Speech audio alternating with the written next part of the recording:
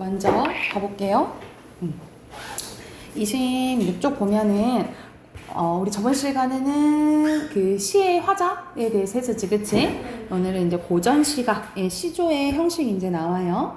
자, 고전시가는 옛날부터 전해져 오는 우리 나라의 오래된 시와 노래를 고전시가라고 하는데, 이 고전시가의 종류 중에서 가장 대표적으로 많이 나오는 시조에 대해서 나와요. 그래서 고전시가는 옆에 보면은 제일 오래된 게 고대가요고, 그리고 신라시대에 쓰여진 게 향가라고 하고, 향가는 그 우리가 한글이 만들기 전에는 한자로 쓰였잖아, 그치? 그래서 이 한자를 우리 식대로, 우리나라 식대로 약간 바꾼 게 향찰이라고 해요. 그래서 향찰로 쓰여진 시를 향가라고 하고, 고려시대 때 쓰여진 게 고려소교예요. 고려소교는 같은 말로 고려가요라고 보면 돼, 고려가요. 그리고 그 시대 이후에 시조, 가사, 악장, 민요, 무가, 한식 이런 게 다 고전시가 종류인데, 그 중에서 지금 뭐 나온 거야? 시조에 대해서 나온 거다라고 생각을 하면 돼요. 자, 시조는 우리 엄청 많이 했었잖아요, 그치? 자, 고려시대 말, 보통 뭐 중역, 말 이렇게 얘기하거든요. 고려시대 말부터 발달해 온 우리나라 고유의 정형시라고 보시면 돼요. 정형시는 형식이 정해져 있다라고 보면 되겠죠. 그래서 주로 초창기에는 양반들이 많이 창작했고, 후반기에는 기생과 평민들도 창작하는 경우가 있었다라고 보시면 돼요. 그러니까는 아무래도 한글이 이제 반포가 되면서, 훈민제가 반포가 되면서 기생과 평민들도 쓰게 됐다라고 보시면 되고, 대부분 삼행, 그래서 삼장이라 하지, 그치? 삼행으로 구성되어 있고, 시를 쓸 때 정해진 규칙을 엄격히 지킨다라고 보시면 돼요. 자, 시조 형식 봐볼게. 일반적으로 3장, 6구, 45자 내외지, 그치? 그래서 자, 첫 번째 장을 초장, 두 번째 장을 중장, 세 번째 장을 종장이라고 한다는 거죠. 그리고 한 장당 몇 구씩 있는 거야? 2구씩 있는 거죠, 그치? 총 6구인 거고, 그리고 글자 수는 45자 내외, 그래서 조금 모자라도 되고 조금 넘어도 된다라고 생각을 하시면 돼요. 그리고 글자 수가 반복되는데 세 글자, 네 글자, 네 글자, 네 글자가 반복돼요. 이걸 3, 4쪽, 4, 4쪽 음수율이라고 하고, 그래서 밑에 예시 보면 세 글자, 네 글자, 네 글자, 네 글자 맞죠, 그쵸?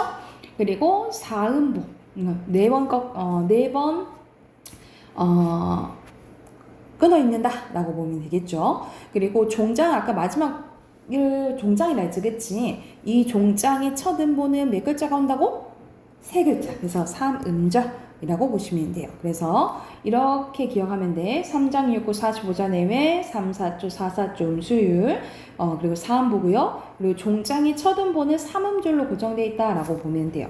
이거는 규칙적인 이제 운율이잖아요, 그치? 이건 겉으로 운율적인 요소가 드러나 있죠? 그래서 이런 정형시는 운율의 종류 중에 외형율을 갖고 온다라고 생각을 하면 돼. 우리가 운율에는 종류가 두 가지 있죠. 내제율과 외형율이 있는데, 이거는 외형율에 해당된다라고 생각을 하면 돼요. 그래서 자, 여기서는 대표적인 시 홍랑인 기생이거든요. 기생의 시가 보는데 내용 잠깐 봐보면, 버들나무를 가려 꺾어서 골라서 꺾는 거예요. 고른다라는 것을 신경 쓴 거잖아요, 그치? 왜? 누구한테 보내기 때문에? 보내노라 임의손에 이렇게 나오죠, 그치? 그래서 원래 임의손에 보내노라 여기가 바뀌었잖아, 그치? 우리가 어순 바뀐 거 무슨 법이라 하죠? 그렇지, 도치법 쓰이는 거지. 그러니까 웹버들을 골라가지고 임의한테 보내겠대. 자신은, 주무시는 창밖에 웹버들을 심어두고 보세요. 그래서 밤비에 세잎이 나거든 나인가 여기소서, 그러니까 시적 화자 나라고 여겨라. 그러니까 고로 맵버들은 뭘 의미하는 거야? 나를 의미하는 거지, 그치? 그래서 여기서는 맵버들 의미하는 것은 나의 또 다른 거라고 생각을 하면 돼. 그래서 나의 분신, 또 다른 나의 분신. 그리고 뭘 의미하냐면 임에 대한 마음, 이런 걸 의미하겠죠, 그치? 임에 대한 사랑을 의미한다라고 생각하면 되겠죠. 얘가 됐을까요? 그리고 시조의 종류 봐볼게요. 시조의 종류는 흙의 길이에 따라서 단시조, 연시조가 있는데, 자, 여기서는 이렇게 형식이 잘 지켜지면 평시조라고 하거든요. 이 평시조가 하나 오면 단시조라고 하는 거야. 그리고 이 평시조가 몇 개 오면, 2개 이상 오면 연시조라고 보시면 돼요. 그리고 엄청 길어졌어. 그러면 이거 조선 토기 때 쓰여진 사설시조라고 보면 되는데, 평시조 형태에서 어느 한 장 이상 기르는 시조입니다. 그래서 보통 중장이 길어진다라고 보시면 되고, 이거는 이제 밑에 보면 설명되어 있죠? 조선시대 중기 이후, 그러니까 보통 후기에 많이 쓰였다라고 보면 돼요. 평민, 기생 등 일반 백성들이 지었던 시조입니다. 그래서 이전까지 양반들이 지었던 시조에 비해서 형식이 자유롭고 내용도 일반 백성들의 삶을 많이 다뤘다라고 생각을 하면 돼요. 그래서 또 대표적인 예시가 밑에 나와 있지. 예시 한번 봐보자. 개를 연하문이나 뭐 다여섯 마리 아니 10마리 넘게 기르되, 엄청 많이 기르는 거지, 그치? 개를 기르는데 많이 요 개같이 얄미운 게 또 있으랴 라고 얘기를 하는 거야. 일부러 서리법 나오는 거죠. 의문 형식으로 표현한 거. 미운님이 오면, 나한테 미운님이 오면은 꼬리를 회치는 모양이지, 그치? 이거는 의태어가 되겠죠. 치며 내리내며 치티라 내리띠라 반겨서 내닫고, 내가 좋아하는 고운님이 오면은 뒷발을 버덩버덩, 또 의태어 쓰였네, 그치? 무르랑 나르락 캉캉은 우는 거잖아, 그치? 의성어죠? 짖어서 돌아가게 한대요. 그러니까는 이 개는 그러니까 내가 사랑하는 이미 누구 때문에 안 온다 이 말이야. 개 때문에 안 온다라고 이제 핑계를 대는 거지, 그치? 쉰밥이 세 글자 왔죠, 그치? 그릇 가득가득 난들 너 먹일 줄 있으랴. 너는 누구야? 개 말하는 거죠, 그쵸? 그래서 너라고 표현했으니까 의인법도 되겠지, 그치? 너 먹일 줄, 너 준다 안 준다? 안 준다 이 말이야, 그치? 일부러 또 의문문 형식으로 표현한 거 무슨 법? 서리법. 그래서 여기서는 이미 오지 않는 상황을 조금 이제 개핑계 되면서 우스꽝스럽게 표현한 거다라고 생각하면 되겠죠. 그러니까 이런 식으로 백성들이 지은 거여서 약간 웃음으로 승화시키려고 하는 게 내용이 많다라고 생각을 하면 돼요. 그래서 오늘 한 내용, 자, 기본적인 시조 형식이랑 종류는 단시조, 연시조, 평시조, 사설시조 있다고요, 그치? 그러면 해당하는 문제 옆에 10문제 있잖아요. 문제 풀고 답 확인 바로 해봅시다. 자, 여기서는 또 왕방현의 시조가 나있네. 잠깐 보면 천만리 머나먼 길에 엄청난 이제 거리감을 나타내는 거지, 그치? 고운님 이별하고, 여기서 고운님은 왕방현은 세조 때 사람이거든요. 그래서 세조가 누구의 자리를 빼앗았어? 단종의 자리를 빼앗았어요. 그래서 단종의 이제 유배가는 상황인 거라고 생각하면 돼. 단종 고님 이별하고 내 마음 둘 데 없어서 내가에 앉았더니 저 냇물도 뭐 같았대?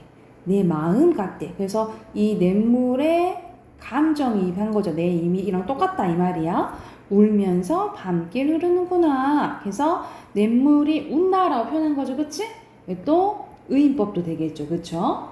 그래서 여기서는 대표적인 시조라고 보시면 되고요. 초장, 중장, 종장으로 되어 있지, 그치? 그리고 여기서는 개미, 불개미, 허리가 부러진 불개미, 앞발에 피부병이 나고 뒷발에 종기가 난 불개미가 강릉 샘곡에 넘어들어가 호랑이의 허리를 가로물어 축혀들고 북해를 건너갔다는 말이 있습니다. 그래서 여기서는 불개미가 호랑이 허리를 가로물었대. 말도 안 되는 말이지, 그치? 이마 온 몸이 100가지가 말을 한다 해도 임께서 짐작해 주셔서 알아서 생각을 해달라 이 말인 거예요, 그쵸? 여기서는 딱 봐도 길어졌지, 그치? 사설시조니까 지키고 있지 않고, 그리고 엄격하게 지은 것 평시조? 아니죠, 그쵸? 그래서 사설시조다 라고 보시면 돼요. 자, 그리고 옆에는 윤선도의 대표적인 오후가가 나왔네. 5 친구 이야기인 거야. 여기 5 친구 중에서 이제 바위가 나왔네. 꽃은 무슨 일로 피자마자 빨리 지고, 풀은 어이에서 풀어다가 누래지는가? 아마도 변치 않은 건 뭐밖에 없다. 바위밖에 없다. 그래서 바위의 불변성에 대해서 얘기하는 거고, 작은 것이 높이 떠서 만물을 비추니 밤중에 밝은 것이 너만하니 또 있겠느냐? 없다 이 말이잖아, 그치? 서리법이고 여기서 너는 달을 의미해요. 달. 그래서 보고도 말 아니하니, 보고도 말이 아니한다 라는 것은 되게 우리 사람 약간 진중하고 과묵한 거 있죠. 달은 다 보고도 말을 안 한다 이 말이야. 과묵함에 대해서 예찬하는 거야. 그냥 하니 내 벗인가 하노라. 달을 벗이라고 표현하고 있네, 그치? 이것도 의인법이라고 보시면 되겠죠, 그쵸? 그래서 여기서는 2개 이상의 평시조가 하나의 제목이 엮여져 있는 거 2개 이상 오면 연시조죠, 그치? 연시조고, 그리고 종장의 첫 음분 항상 몇 글자가 온다고? 삼음절 3글자라고 보시면 되겠죠. 그리고 밑에는 어휘 문제예요. 순서대로 너, 그리고 일편단심, 그리고 원마이라고 보시면 되겠죠. 됐을까요? 그러면 앞으로 가서 작품이 앞에 있거든요. 자, 어디로 가냐면 단심가라고, 단심가로 가봅시다. 자, 20페이지예요. 여기서는 대표적인 시조라고 할 수 있는, 이건 조선 초기 때 쓰여진 건데, 이 정몽주는 대표적인 고려 말기 충신이라고 보시면 돼요. 그래서 이거는 엄청 유명한 시조인데 민지 알아요? 알아요? 봐봤어요 이거? 이거요? 한번 봤죠, 그쵸? 그래서 이거는 이제 첫 번째 이제 우리가 조선을 세운 게 이성계잖아, 그치? 태조 이성계인데 그의 아들인 이방원과 이제 고려 말기 때 아무래도 이제 자기가 고려를 멸망시키고 조선을 세우려고 해. 그러면은 되게 사람들이 많이 필요하잖아. 똑똑한 사람들이 많이 필요하잖아. 근데 이때 정몽주가 그때 엄청 똑똑했던 사람인 거지. 근데 딱 봐도 이 사람이 충신인 걸 알고 있었어요. 근데 죽이기에는 너무 아까운 거야. 그래서 마지막으로 회유를 하려고 하는 거야. 그래서 누가 이방원이 정몽주를 이제 회유를 합니다.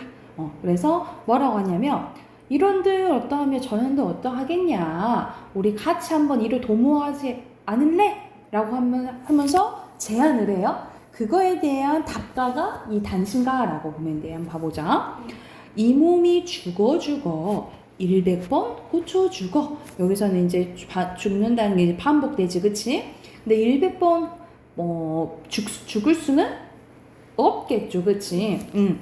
그냥 부풀리는 과장법도 되고, 그리고 극단적인 상황을 가정했다라고 보시면 돼요.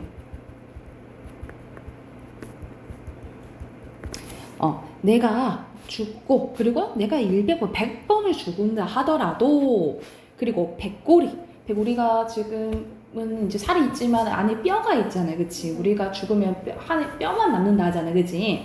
이 백골이 진토, 흙이 된다 하더라도, 그리고 넋이라도 내 영혼이 있다가도 없다 하더라도, 여기서는 이제 내가 죽어서 흙이 된다 하더라도 이런 식으로 계속 극단적인 이제 상황 이제 가정하는 거예요. 임향한 3음절 나오는 거지, 그치? 고정돼 있죠? 임향한 일편단심이야. 가실 줄이 시랴. 그러니까는 여기서는 임향하는 것은 여기서는 이제 고려 왕에 대한 충심이겠죠, 그치? 고려 왕에 대한 이제 충성심이요. 일편단심은 변하지 않는 마음을 의미해요. 변하지 않는 마음. 변하지 않는 마음이 변할 일이 있겠냐? 변하지 않는다. 이 말인 거죠, 그쵸? 일부러 의문형식으로 표현한 무슨 법? 서리법인 거지. 그래서 여기서는 주제는 주제 잠깐 쓸게. 주제는 임에 대한 변함없는 마음을 의미한다라고 보시면 돼요. 고려 왕조에 대한 충성심이라고 보시면 됩니다. 그래서 화자는 이 몸이라고 나왔잖아요, 그치? 이 몸이라고 보시면 되고, 완전 직접적으로 드러나 있진 않아요. 그리고 중심 대상은 뭐라고 되냐면 마지막에 임에 향한 이거 띄었어요. 임향한 일편 단심에 대해서 얘기했다 라고 보시면 돼요. 됐을까요? 그러면 뒤에 또 해당하는 문제 세 문제 있죠? 바로 풀어봅시다. 자, 아까 이거는 바로 했죠? 이 몸이고 중심 대상은 임향한 일편단심 쓰면 되겠지. 그리고 이번에 화자에 대한 설명으로 가장 알맞은 거네. 딱 보이죠? 임향한 일편단심. 그리고 기억을 중심으로 윗글 알맞게 이해한 사람을 보래. 기억이 뭐죠? 기억이 임향한 일편단심이지, 그치? 그거에 대해서 여기서는 유주 맞죠, 그치? 그리고 루빔 맞네. 서리법 나오잖아요, 그쵸? 그리고 도치법 없고 사물을 사람처럼 표현한 의인법이죠. 의인법도 없지, 그치? 답 1번이에요. 됐어요? 두 번째 것도 이어서 해보자. 자, 여기서는 송순의 시조인데 한번 봐볼게요. 10년을 경영하여 10년 동안 이제 생각을 한 거야. 초려삼간을 지어내니 초려삼간은 말 그대로 그 초가집 같은 거 있잖아요. 그리고 방 3칸짜리를 의미하는 거야. 그러면 여기서는 이 초려삼간을 통해서 소박한 삶을 의미한다 라고 보면 돼. 욕심 크게 내지 않는 거야. 그래서 방이 3칸이야. 그래서 나 한 칸하고 여기서 시적 화자 직접적으로 드러나 있죠. 나 한 칸하고 오호 달한테 한 칸 주고 그리고 청풍 바람한테 한 칸을 맡겨둔다라는 거야. 그러면 여기서 달이랑 청풍한테 방을 준다라고 표현한 거잖아요. 그치? 여기도 의인법이 쓰였다라고 보시면 돼요. 그런데 강산은 너무 크잖아. 그치? 강산은 드릴 데가 없으니 둘러 두고 보리라 하면서 여기서는 말 그대로 달, 강산, 청풍은 모아서 뭘 의미하겠어? 자연을 의미하겠죠, 그치? 그래서 자연과 함께 살고 싶어 하는 게 주제다라고 보시면 돼요. 그래서 여기서는 강산, 달, 청풍이 자연을 의미한다 했잖아. 자연의 일부분이잖아요, 그쵸? 그래서 부분으로 전체를 나타낸 거? 그렇지. 대유법 쓰였다라고 보시면 돼요. 그래서 여기서 주제는 자연과 함께 소박하게 살아가는 삶에 대해서 얘기했다라고 보시면 돼요. 그래서 여기서는 특히 소박하게 살잖아, 자연에서. 그렇죠? 이와 관련된 사자성어는 자주 나오니까 알아두세요. 그러니까는 욕심을 부리지 않는 거잖아, 그치?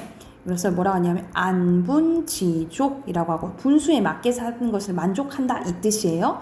그리고 자연과 하나가 돼서 쓰는 것을 무라일체라고도 하고, 그리고 하나 더 넣었어요. 가난하더라도 자연에서 그냥 살겠다는 게 안빈낙도라고 해요. 가난할 빈자야. 가난하더라도 편안하게 즐기면서 살겠다라고 보시면 돼요. 그래서 이렇게 알아두면 되겠죠. 자, 그러면 화자는 나로 직접적으로 나와 있죠, 그치? 그리고 중심 대상은 뭐겠어요? 자연. 근데 시어로 보면 달, 청풍, 그렇지. 강산. 전체적으로 자연이 되겠죠? 그러면 옆에 또 해당하는 것도 바로 풀어보게.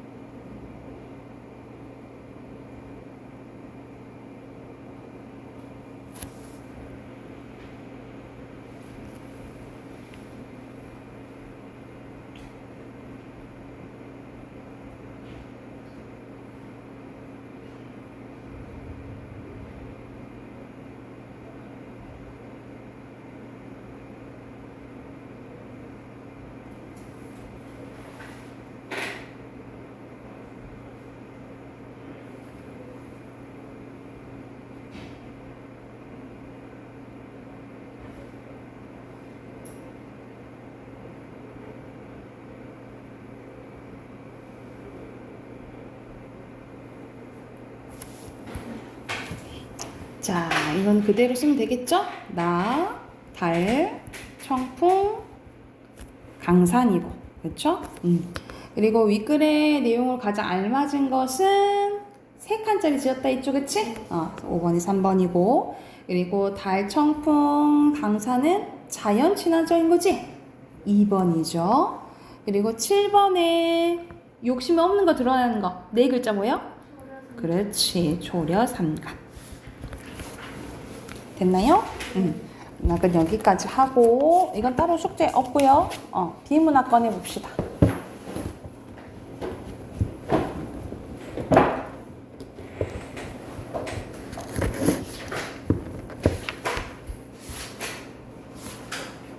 우리 21대2 할 차례잖아요. 136쪽부터 문제 쭉 풀고 한 번에 확인하게요.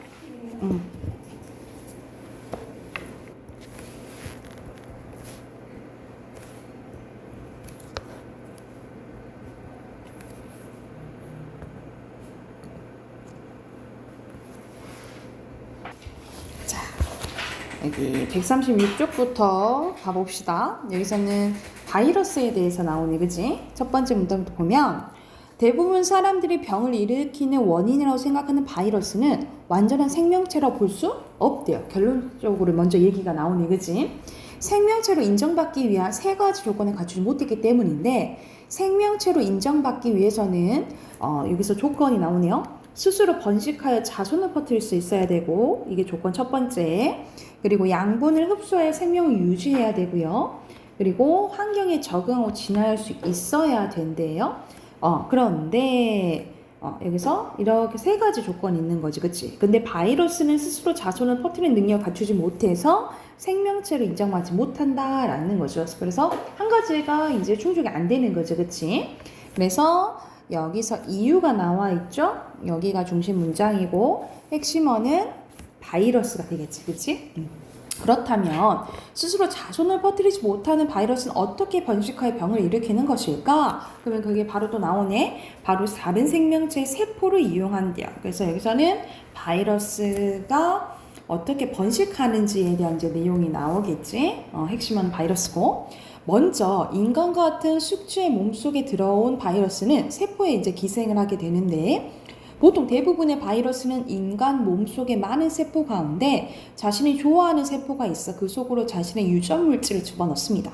유전물질에 의해 세포 속에는 바이러스의 수가 무수히 늘어나게 되고 어느 정도 이상으로 늘어나게 되면 바이러스는 세포를 뚫고 밖으로 나오는데 그 과정에서 바이러스는 자신이 기생하고 있던 숙주의 세포를 파괴하고 이에 따라 바이러스에 감염된 숙주를 피해가 있는다라는 거죠. 그치? 그래서 여기서는 바이러스는 숙주의 세포를 파괴해서 숙주에게 피해를 입힌다라는 주된 내용이 나오죠. 그러나 모든 바이러스가 숙주에게 피해를 주는 것은 아니래요. 뭐가 있냐면 박테리오파지라는 게 있는데 이 특이한 바이러스는 살아있는 생명체에 기생하는 것은 다른 바이러스와 같지만 공통점이죠. 그치? 숙주에게 해를 끼치는 세균에 기생을 한대요. 그래서 세균의 세포를 파괴하기 때문에 숙주에게 유익하다라는 거야. 그래서 박테리오파지라는 이름도 세균을 뜻하는 그리스어인 박테리오와 먹는다는 의미의 그리스어인 파지가 결합되어 만들어진 것으로 세균을 먹는다라는 의미래. 그래서 여기서는 주된 내용이 박테리오파지에 대한 내용이죠. 그래서 여기까지가 중심 문장이라고 보시면 돼요. 오히려 유익하다라고 얘기를 하는 거지, 그지? 이러한 박테리오파지를 이용한 자연치료 요법이 주목을 받으면서 박테리오파지와 관련된 연구는 최근 활발하게 진행 중인데 세균 잡는 바이러스가 인류의 건강에 기여하는 시대가 찾아왔다라고 보시면 되겠죠. 그래서 이러한 연구가 활발하게 진행이 되고 있다라는 게 주된 내용이라고 보시면 돼요. 그리고 그대로 박테리오파지가 핵심어예요. 그래서 여기서는 주된 내용이 박테리오파지라고 볼 수 있잖아요. 그래서 3문단이 중심 문단이고 이 3문단의 내용은 세균에 기생하기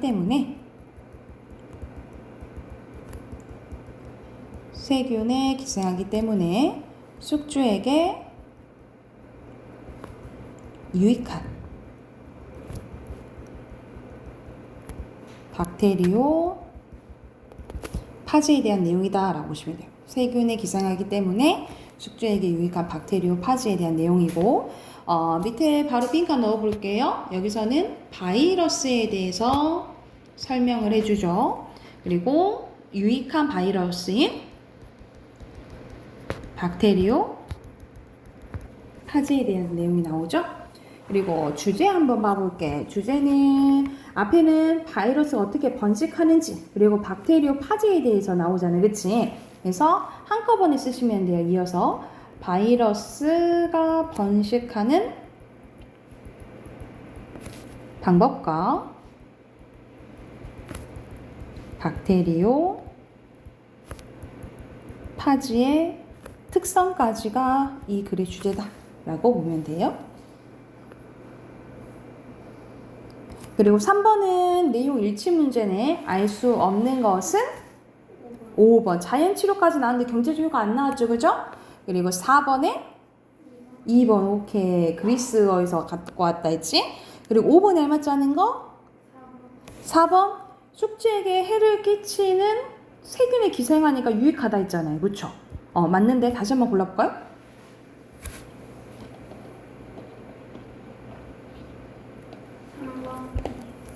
보면은 여기서 바이러스는 생명체가 아니라 했어. 왜? 스스로 번식하지는 못한다 했죠. 그쵸? 근데 자손은 퍼뜨릴 수 있지. 어디에? 다른 세포에 기생해가지고. 그래서 이 부분이 들렸어요. 2번이 답이에요. 됐나요? 두 번째 것도 이어서 가보자. 자, 여기서는 쓰레기로 만든 작품에 대해서 나오네. 자, 첫 번째 분도 보면 과자 봉지에 붙인 그림, 다 쓴 휴지의 심을 모아서 만든 조형물, 이런 것들도 예술 작품이라고 볼 수 있을까? 정답은 그렇다는 거예요. 초등학교 때 해봤을 때 재활용품을 이용한 만들기 숙제처럼 느껴질 이러한 작품들은 모두 정크아트라고 불리는 미술한 영역인데, 이름부터 생소한 정크아트는 과연 무엇일까에 대한 소개가 이제 나오겠지, 그치? 자, 정크아트의 정크는 쓸모없는 물건, 폐물, 그리고 쓰레기를 뜻하는 영어 단어 정크에서 예를 들는데, 즉 정크아트라 개념 나오죠? 생활 속의 잡동사니나 망가진 기계 부품 따위를 이용하여 만드는 미술한 영역으로 1950년대 유럽과 미국에서 시작됐대요. 그럼 당연히 핵심어는 정크아트가 되겠죠. 그쵸? 산업혁명 이후에 인류가 만들어낸 쓰레기 양이 폭발적으로 늘었고, 이로 인한 환경오염도 심각해지고 있다는 거예요. 인간이 쓰레기를 만들어내고 자연을 파괴하는 현실을 비판하며 쓰레기로 예술작품을 만들기 시작한 것이 바로 정크아트다라는 겁니다. 이건 정크아트가 나오게 된 배경인 거지, 그치? 그래서 정크아트 작품들은 단순히 쓰레기를 재활용한다는 의미를 넘어서서 그 속에 작가가 전달하고자 하는 메시지를 담고 있다라는 거야. 그 메시지랑 고로 환경을 이렇게 오염시키는 것에 대한 이제 비판이겠죠. 그치? 이것도 그대로 정크아트가 핵심어다라고 보시면 돼요. 정크아트 작가들은 지구의 자원을 활용하여 굳이 필요 없는 물건을 만들고 이를 너무나 쉽게 소비하는 사람들 비판합니다. 그들은 더 이상 사용할 수 없는 쓰레기를 작품에 사용함으로써 작품을 만들기 위해 사용하는 자원도 줄이게 되는데, 이와 더불어 관객들에게 자신들이 버리는 쓰레기도 어디에선가 재창조될 수 있을지도 모른다는 생각을 심어준다라고 보시면 되겠죠. 그래서 여기서는 그 메시지화된 내용이 포괄된 첫 번째 문장이 중심 문장이라고 보시면 돼요. 핵심어는 정크아트 작가들이라고 보면 되고, 마지막 가보자. 결국 정크아트 작가들은 현대인들이 물질 만능주의에 빠져 과도한 소비를 하는 것을 비판하고 녹색 환경을 만들어야 되는 것을 강조한대요. 이처럼 정크아트 작품들은 미적 아름다움을 추구하던 예술 영역의 예술 영역을 인간의 깨달음과 반성의 영역으로까지 확장시켰다라고 보시면 되겠죠. 그러니까 마지막은 정크아트의 의의라고 보시면 되겠지, 그치?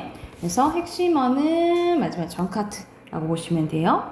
그래서 하고 싶은 말은 여기 마지막에 나온다라고 보면 되겠지. 그래서 5문단이 마지막 중심 문단이고, 여기서는 어떻게 요약할 수 있냐면 정크아트에 담긴 현대인들에 대한 비판과 정크 아트의 의까지가 요약문이 되겠어요? 여기가 됐나요? 그리고 빈칸 1문단은 정크 아트고요. 그리고 4문단에 들어갈 건 작가 라고 보면 되겠지. 그리고 7번 주제 확인해보자. 주제는 정크 아트의 개념과 마지막 의의까지가 주제다 라고 보시면 되고, 8번에 적절한 거 몇 번? 5번. 그렇죠. 그리고 9번에 아닌 거 5번. 오케이. 그리고 10번에 아닌 거 3번. 오케이. 자, 어휘도 바로 가볼게요. 1번에 리을, 2번에 니은, 3번에 미음, 4번에 디귿, 5번에 기억이고요. 6번에 공존, 7번에 제한, 8번에 양분이고요. 그리고 9번에 일반적, 10번에 잡동사니, 그리고 11번에 1번, 12번에 2번, 13번에 3번. 이게 됐을까요? 그러면은 여기 그 다음에 22대이잖아. 22대의 숙제를 해오게요. 22대의 숙제를 해오시고 문법 꺼내봅시다.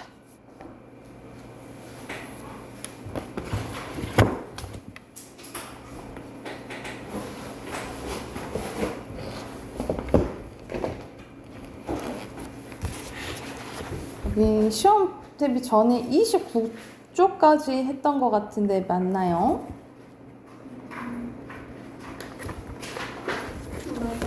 29. 그럼 용언할 차례죠, 이제.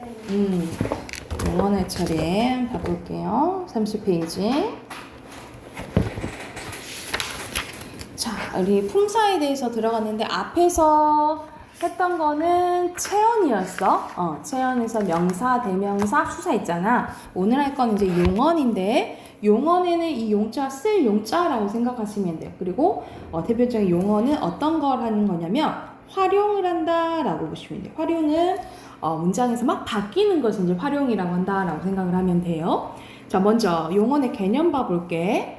자, 용언은 문장에서 대상을 서술하는 역할을 한다라고 보시면 돼요. 그러니까 주어가 어떤 상태인지, 어떤 움직임을 보이는지 그걸 알려주는 게 서술, 그러니까 용언의 역할이라고 보시면 되고, 어찌하다, 어떠하다, 무엇이다에 해당된다라고 보시면 돼요. 어찌하다라는 건 행동이지, 그치? 그래서 동사에 해당되고요. 어떠하다는 상태니까 형용사가 오는 걸 얘기하고, 무엇이다는 말 그대로 이다, 서술격 조사, 이다가 오는 것을 의미한다 라고 생각을 하시면 돼요. 이거 됐나요? 그래서 용언에 이제 속하는 게 이 세 가지가 된다라고 생각하면 되겠지. 자, 먼저 동사에 대해서 나오는 용언은 크게 동사, 형용사가 있는데, 동사는 사람이나 사물의 움직임을 나타낸다 라고 보시면 되고, 움직임. 그래서 특히 목적어 필요 없는 것을 자동사, 목적어 필요 없는 것을 타동사라고 해요. 이거는 영어 시간에 많이 나오지, 그치? 목적어. 그래서 목적어가 필요 없으면, 주어만 필요하면 자동사, 주어와 목적어가 필요하면 타동사라고 생각을 하시면 돼요. 그리고 형용사는 사람이나 사물의 상태나 성질을 나타내는 단어라고 생각하시면 돼요. 그래서 말 그대로 상태나 성질을 나타내면 성상형용사라고 하고요. 그리고 가리키는 거, 우리가 그저 있지? 가리키는 거를 지시형용사라고 해요. 그래서 옆에 대표적으로 이러하다, 그러하다, 저러하다를 지시형용사라고 하고, 나머지는 거의 다 성상형용사라고 생각을 하시면 됩니다. 전체적인 용언의 특징 나오네. 용언 특성 봐볼게요. 문장에서 주체나 동작의 상태, 성질을 설명해 준다라고 했죠, 그쵸? 서술하는 역할을 한다라고 생각하면 되고, 문장에서 쓰일 때 쓰임에 따라서 형태가 변한대. 그럼 형태가 변하면 무슨 가변어. 유일하게 가변어예요. 유일하게 가변어고, 용언의 활용 봐볼게요. 선생님 활용한다라고 했죠, 그치? 활용한다라는 것은 문장에서 쓰일 때 어간에 어미가 붙어서 형태가 변하는 것을 활용이라고 해요. 어간에 어미가 붙어서 형태가 변하는 걸 뭘 한다고? 활용. 그래서 대표적으로 뭐 먹다가 있으면 먹니, 먹구나, 먹지 이렇게 변한다 이 말이에요. 그치? 근데 이렇게 안 변하는 걸 뭐라고 한다고? 간 이렇게 뒤에 바뀌는 거를 뭐라고 해? 어미. 그래서 어간에 어미가 붙어서 바뀌는 걸 활용이란다 라고 생각하시면 되고요. 그리고 용언의 어간에 어미다가 붙은 게 기본형이에요. 그 기본형이 뭔 거야? 먹다인 거지. 그치? 그리고 용언의 어간에 뭐뭐다 외에 어미가 결합한 것을 활용형이라고 한다라고 보시면 돼요. 그러니까는 먹다가 기본형, 먹니, 먹구나, 먹지는 활용형이라고 보면 되겠지. 그치? 그리고 용언의 활용형은 형태가 바뀌는 것이기 때문에 품사는 바뀌어요, 안 바뀌어요? 품사는 바뀌지 않는다라고 보시면 돼요. 그래서 말 그대로 흰의 꽃꿈을 주니까 관형사 아니야? 헷갈릴 수도 있잖아. 그치? 근데 항상 기본형을 봐야겠지. 그치? 이거의 기본형은 뭐야? 히다잖아. 그쵸? 히다. 그러니까는 상태를 나타내준 거 이거는 품사가 뭐겠어요? 형용사가 되겠죠. 그치? 이렇게 생각을 하면 돼. 그리고 옆에 잠깐 보면은 동사와 형용사의 구별법이 나와요. 이거 완전 중요해. 별표 쳐보자. 동사와 형용사가 가끔 가다가 헷갈리는 경우가 있어요. 그럴 때는 뭐를 넣어보냐면 가장 많이 쓰는 게 현재를 나타내는 어미 니은다나 는다를 결합합니다. 그래서 결합할 수 있으면 동사, 결합할 수 없으면 형용사라고 보시면 되겠죠. 그러니까 대표적으로 예시 들어볼까? 없다는 품사가 뭘까? 문제야. 형용사. 없는다? 어색하지, 그치? 이럴 때라고 보시면 되고, 있다는 동사. 있는다 되잖아요, 그쵸? 근데 나 여기서 있다 갈게 라고 했을 땐 동사예요. 근데 여기에 볼펜이 있다 라고는 상태지, 그치? 그럴 때는 형용사예요. 그러면 이거는 쓰임에 따라 동사가 될 때도 있고 형용사가 될 때도 있다라고 기억을 해놓으면 돼. 아셨죠? 그리고 뭐도 넣어볼 수 있냐면 명령을 나타내는 어미 어라, 아라가 결합하면 동사고요. 또 함께 하자고 요청하는 어미 뭐뭐 하자와 결합해도 동사다라고 생각을 하시면 돼요. 그래서 형용사는 현재를 나타내는 어미, 명령을 나타내는 어미, 그리고 요청하는 어미와 결합할 수 없다라고 보면 되겠죠. 동사는 결합 가능해요. 그리고 이건 옆에서 했었으니까 넘어갈게요. 그러면 해당하는 문제 풀어보게 31쪽부터 33쪽까지 풀고 다 답하긴 할게요.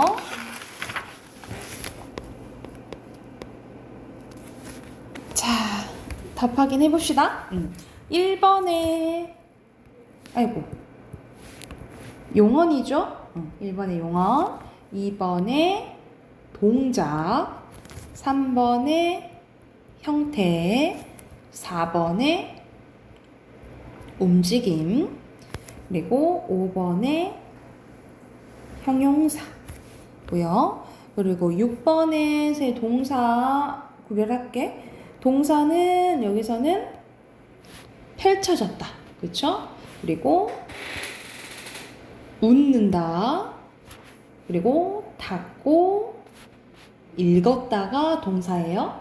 그리고 선생님 형용사는 동그라미 쓸게. 푸른, 그리고 깊은, 친절하고 이렇게가 되겠죠? 그리고 8번의 기본형은 아름답다. 9번에 오다죠. 10번에 달리다. 그리고 밑에는 이렇게 표시하시면 되겠죠? 그리고 1번의 공통적인 특징이네. 알맞은 거예요. 다 쥔다, 편다, 잡는다, 다툰다가 되지, 그치? 그러면 동사인 거잖아. 동사에 대한 설명 4번이고요. 그리고 곱다, 작다, 아름답다는 형용사죠?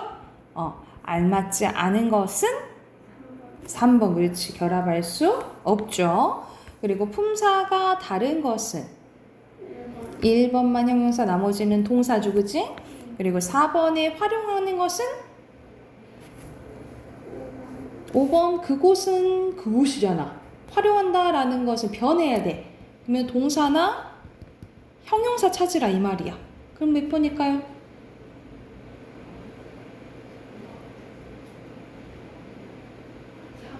4번 새롭다. 그치? 형용사예요. 새롭다 형용사. 그리고 5번에 활용할 수 있는 단어가 아닌 건 4번. 그렇지. 그리고 6번에 이거는 순서대로 많은 형용사 그리고 형용사죠. 그치? 그리고 동사 답 5번이에요. 7번에 형용사 찾는 거죠. 그쵸? 몇 번이에요? 4번. 오케이. 8번에 품사 다른 거? 1번. 아니다는 뭔데? 형용사죠. 그러면 활달하다는? 활달한다 돼? 형용사. 멋있다? 형용사. 는다 되지? 이게 동사. 답 4번이에요. 이어서 수식어 하나 더 해봅시다. 자, 수식어는 다른 말을 꾸며주는 말이에요.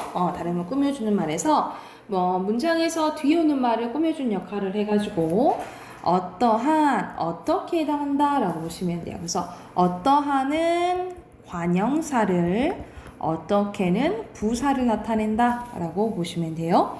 먼저 관형사 봐볼게. 관형사는 뒤에 오는 뭘 꾸며주는 거예요? 체험 꾸며주는 거예요. 특히 보통 명사를 많이 꾸며준다 라고 생각하면 돼요. 이건 종류가 크게 3가지 나와있네. 성상, 지시, 수관형사예요. 자, 말 그대로 성상은 앞에 성질이나 상태 있죠? 이걸 줄여서 성상이라고 하는 거야. 그리고 지시는 가리키는 거. 이그저 생각하면 되겠죠. 그쵸? 그리고 수관형사. 숫자라고 해서 다 수사 아니라 했지. 그치? 뒷말을 꾸며주면 수관형사예요. 여기까지 됐을까요? 그래서 종류가 3가지 있는데 뭐? 성상, 지시, 수관형사라고 보시면 되고요.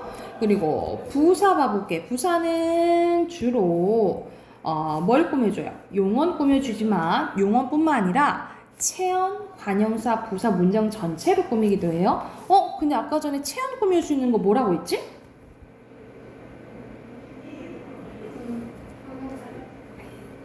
관형사. 관형사라고 했지, 그치? 관형사라고 했는데, 예외적으로 이거 대표적인 예시로 뭐가 있냐면, 그건 바로 너 했을 때, 바로가 너 꾸며주죠, 그치? 이 너가 대명사잖아. 대명사 꾸며주니까 바로는 관형사 아니에요? 이럴 수 있어, 그치?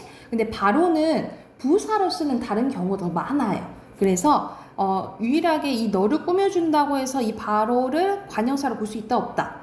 없어요. 그냥 부사로 봐요. 부사로 보고 관형사로 보지 않는다. 그래서 이건 예외적으로 기억을 해두시면 돼요. 됐나요? 그리고 부사도 2가지로 나뉘어지는데 성분부사와 문장부사로 나뉘어져요. 근데 이 성분부사가 또 나뉘어져. 어떻게 이제 나뉘어지냐면 옆에 보면은 성분부사에 대해서 나오지, 그치? 이쪽으로 한번 가보자. 성분부사는 크게 성상부사, 지시부사, 부정부사, 그리고 의성부사, 의태부사 이렇게 나뉘어져요.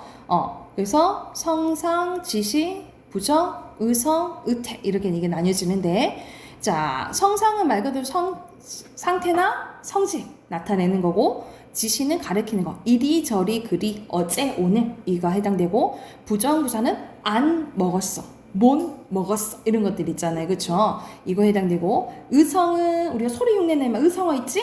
의성어는 말 그대로 의성부사고, 의태어는 의태부사가 되겠죠. 그러니까는 의성어랑 의태어는 다 부사라고 생각하시면 돼요. 이게 무슨 부사? 성분부사예요. 성분부사. 다시 한번 성분부사는 한 성문만 꾸며주는 거예요.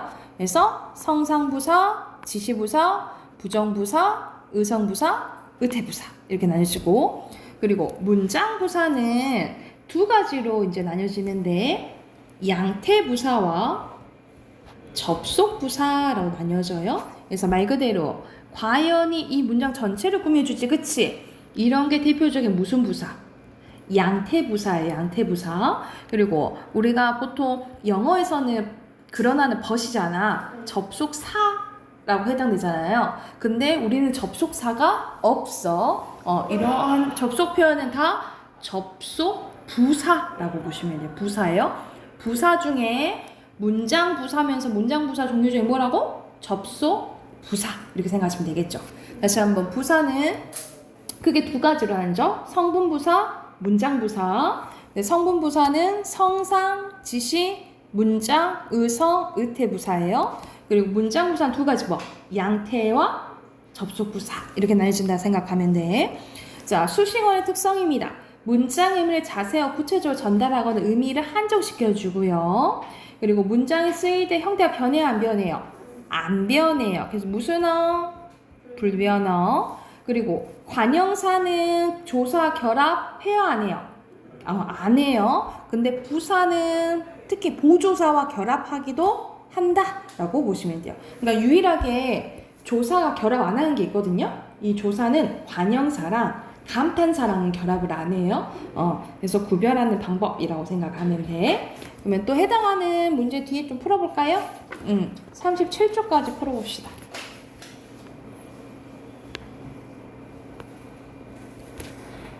오케이.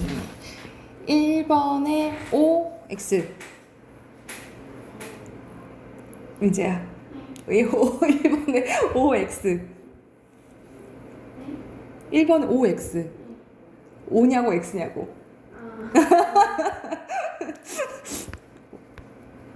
5. 2번에 X. 3번에 O. 4번에 X. 5번에 오케이. 자, 여기서는 관형사 부사네요. 그 관형사 아주 부사고요. 훌쩍 부사, 못도 부사, 그리고 옛 관형사 소중히 부사예요. 그리고 9번은 이렇게 연결하시면 되고요. 그리고 12번에 너무를 꾸며주는 것은 빨리, 과연이 꾸며주는 것은 문장 전체, 그리고 몹시가 꾸며주는 것은 추웠다 쓰시면 되겠죠? 그리고 1번에 알맞지 않은 거 2번. 2번에 매우는 부사죠? 몇 번이에요? 5번.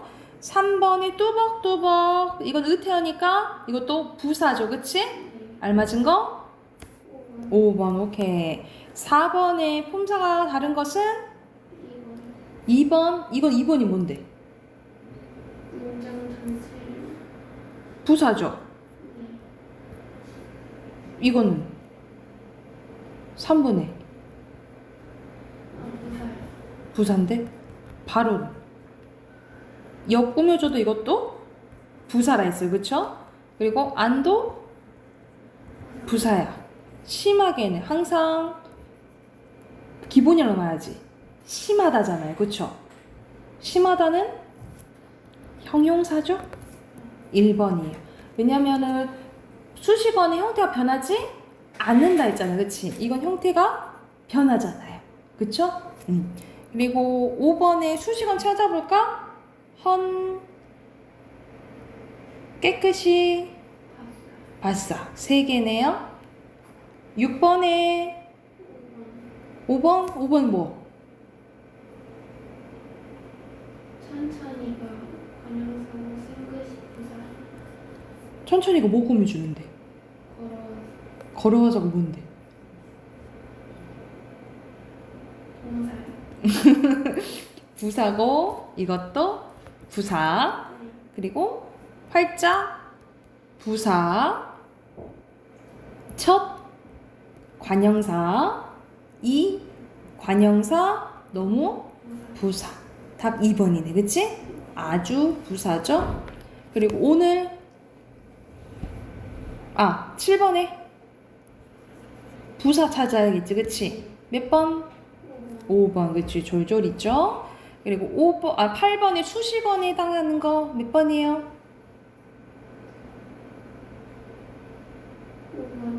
5번 5번. 쉽다 뭐니 쉽다.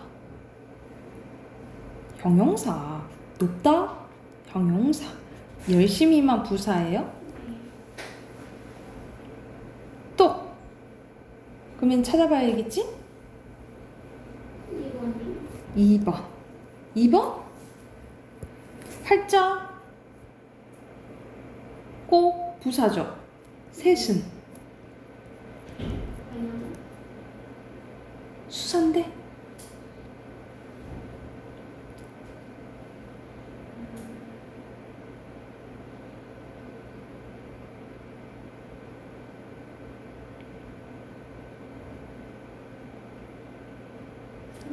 삼번 3번이요. 1번 풀은 때문에 안 되고 풀은 형용사.